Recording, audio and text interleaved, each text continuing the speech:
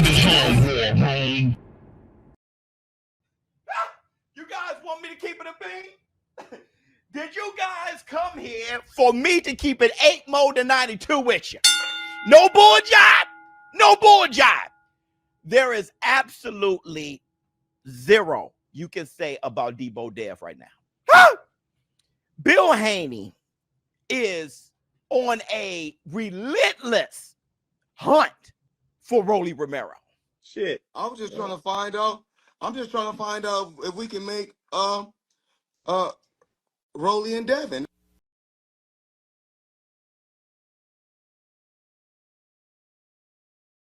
Devin is the weakest link.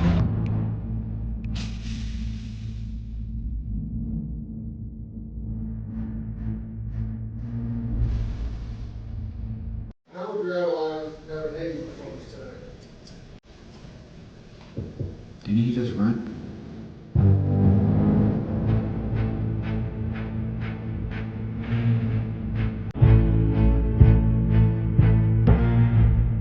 There's no fear with Devin. Devin don't have no power.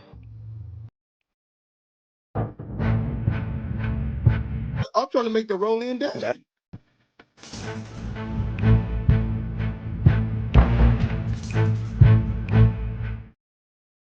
Hit the Tyson Bell. Have you guys been seeing his ex posts back to back to back?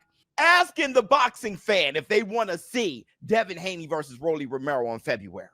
Going on to stamp this idea and this strong argument that Devin Haney could meet with Rolly Romero on the undercard of Ryan Garcia versus Mario Barrios. That makes all the sense in the world. The only question is Devin Haney willing to do it? And since it's coming from Team Haney, absolutely. Devin Haney himself said that he'll fight anybody. He doesn't care.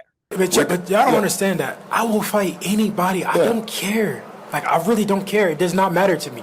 I will fight whoever it is. Whoever y'all put in front of me, it does not matter. Whoever y'all say is a guy, it does not matter. I don't see there being a problem from Rolly Romero, right? I mean, Debo Dev, Bill Haney, the Haney team is showing receipts of how Rolly Romero see Devin Haney as easy work, how Floyd Money Mayweather said that he wanted to fight, how Rolly Romero hasn't had a fight since May, the Times Square card. Of course, Rolly was sitting back waiting on a rematch with Ryan Garcia, and Ryan is going a different direction for the WBC title for Mario Barrios. Makes all the sense in the world. I also want to give a quick shout out to Ryan Garcia for wasting 6 months of my life on his knees begging for a rematch, and then wants to go run off and fight Barrios because he's afraid I'm going to slap him around, and if he actually threw punches this time, I'll knock him out cold. So now that he has nothing but space and opportunity, and Debo Dev, they talking about they want their redemption with Ryan Garcia. You guys know that, I really want the redemption with Ryan Garcia. You want them all to be on the same schedule. You don't want them kind of teetering back and forth, and they have to find out what's the best date.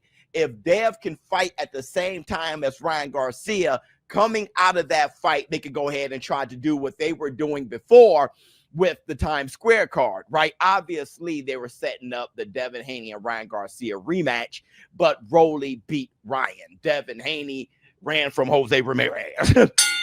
But Devin Haney beating Brian Norman Jr., okay, and now becoming the WBO champion. He wants to take on Rolly Romero to be unified as Ryan Garcia takes on Mario Barrios. Now, regardless of who wins that fight, Devin Haney is really trying to unify, but he prefers it to be redemption against Ryan. So he's actually rooting for Ryan to beat Mario Barrios. Of course, that's redemption, so the same way he was rooting for me, I'll be rooting for him. I want him to win, and I think that it will align, and it'll be a massive fight.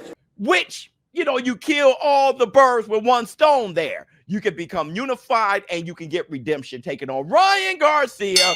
Many people want to see that fight anyway. Many people who see Ryan Garcia as a drug cheat and for Devin Haney wants Devin Haney redemption. And those who hate Devin Haney and see Ryan as Devin Haney's nemesis and the one guy who could just defeat Devin Haney every single time wants to see Ryan Garcia do it again. And His Excellency Turkey Al-Sheikh, he has no problem with loading up events, which makes me think, I'm going to the head now. listen, in February, it could be another tremendous card because I'm not sure who will be the main event with Ryan and Mario Barrios, Devin and Rolly. I'm expecting Ryan versus Mario Barrios since they got the date first. But I think there can be a different main event. I think you could have Boots Ennis versus Virgil Ortiz. That's right. I think you can have that fight since we all won it. They both stepped in the ring. They were in ring together right after Virgil Ortiz last bout. Their last fight were only like a week apart, hit the Tyson bell. They didn't fight that long. I think between the two of them, they fought for 3 damn rounds. Right? So I think you could have Boots versus Virgil Ortiz as the main event. You could have Ryan versus Mario Barrios, Devin Haney versus Rolly Romero. That's already one of the most lit cards you can have to kick off 2026 to let the world know what to look forward to. Now, there's a few things that happen on socials that I want to share with you guys right now. These photos of Shakur Stevenson with his big brother, Bud Crawford. And like I put in the comments of those photos, I said that's a damn cheat code. Shakur Stevenson actually getting prepared for Teofimo Lopez. But Crawford, he made his remark saying that he just don't see Teofimo Lopez beating Shakur Stevenson after what they've been doing in the ring sparring. He says iron sharpens iron, and that's one hell of an iron to sharpen your iron against. And that's Bud Crawford, the best fighter in the world.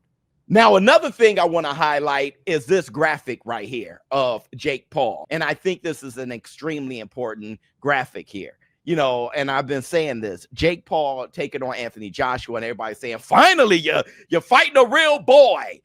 And, you know, I just never thought that was fair, right? Jake Paul never had an amateur background. He only has 13, 14 fights. And if you think about any boxer and your favorite fighter, what did they do their 14th fight? This man has only fought a heavyweight once, and that's against a 60-year-old Mike Tyson. All of a sudden, it makes sense for him to fight an Olympic gold medalist, 2-time heavyweight champion, defending heavyweight, unified heavyweight, all that shit. Anthony A.J. Joshua, one of the hardest punchers in the heavyweight division. That is something else, bruh. You know, so I like that graphic, and Jake Paul fighting him is incredibly crazy. I'm going to break his face. I'm going to break his body up. I'm going to stomp all over him. To crush your enemies, see them driven before you, and to hear the lamentation of their women. But what's crazier is that the boxing fan is like, finally, about time. That makes sense. Now we get what we wanted to get when we get to get. That is some ridiculous shit.